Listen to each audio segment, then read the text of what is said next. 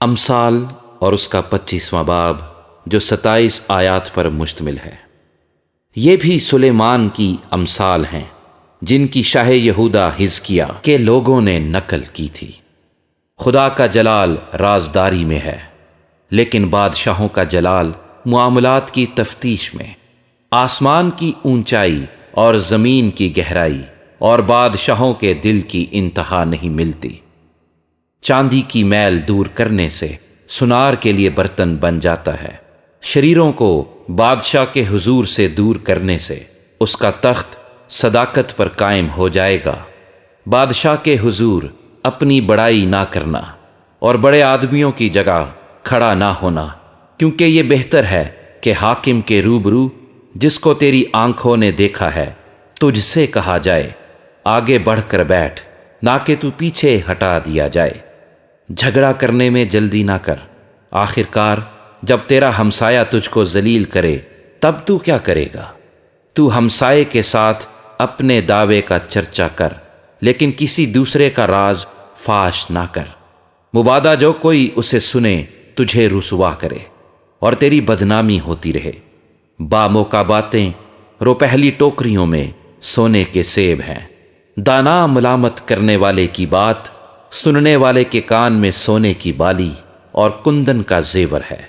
وفادار ایلچی اپنے بھیجنے والوں کے لیے ایسا ہے جیسے فصل کاٹنے کے ایام میں برف کی ٹھنڈک، کیونکہ وہ اپنے مالکوں کی جان کو تازہ دم کرتا ہے۔ جو کسی جھوٹی لیاقت پر فخر کرتا ہے وہ بے بارش بادل اور ہوا کی مانند ہے۔ تحمل کرنے سے حاکم راضی ہو جاتا ہے اور نرم زبان ہڈی کو بھی توڑ ڈالتی ہے۔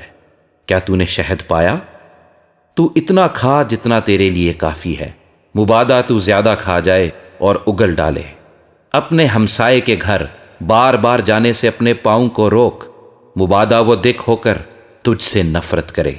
جو اپنے ہمسائے کے خلاف جھوٹی گواہی دیتا ہے وہ گرز اور تلوار اور تیز تیر ہے۔ مصیبت کے وقت بے وفا آدمی پر اعتماد ٹوٹا دانت اور اکھڑا پاؤں ہے۔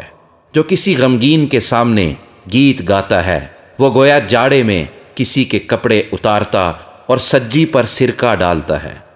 اگر تیرا دشمن بھوکا ہو تو اسے روٹی کھلا، اور اگر وہ پیاسا ہو تو اسے پانی پلا، کیونکہ تو اس کے سر پر انگاروں کا ڈھیر لگائے گا اور خداوند تجھ کو اجر دے گا۔ شمالی ہوا می کو لاتی ہے اور غیبت گو زبان ترش روئی کو۔ گھر کی چھت پر ایک کونے میں رہنا جھگڑالو بیوی کے ساتھ کشادہ مکان میں رہنے سے بہتر ہے۔ وہ خوشخبری جو دور کے ملک سے آئے ایسی ہے جیسے تھکے ماندے کی جان کے لیے ٹھنڈا پانی۔ صادق کا شریر کے آگے گرنا گویا گدلا چشمہ اور ناپاک سوتا ہے۔ بہت شہد کھانا اچھا نہیں اور اپنی بزرگی کا طالب ہونا زیبا نہیں ہے۔ جو اپنے نفس پر ضابط نہیں وہ بے فصیل اور مسمار شدہ شہر کی مانند ہے۔